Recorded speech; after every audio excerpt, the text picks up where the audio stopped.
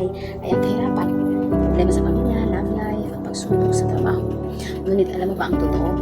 Pinakamalaking digmaan ay nangyayari sa loob ng ating isip.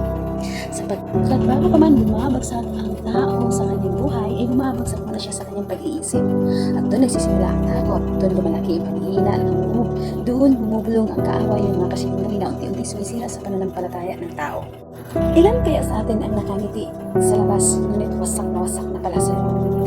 Ilang tao ang tahimik na lumalaban gabi-gabi laban sa anxiety, lungkot at rejection, at pagod na hindi may ipapaliwanag. May mga tao din matagal ng sugatan, ngunit walang nakakapansin dahil sanay silang magpumuri matatag. Ngunit tandaan, hindi ka nag-iisa sa laban na yan. Maging ang mga hinirangan ng dakilang tao sa Biblia ay dumadaan din sa matinding labanan sa pag-iisip, diba? Kagaya ni Elijah.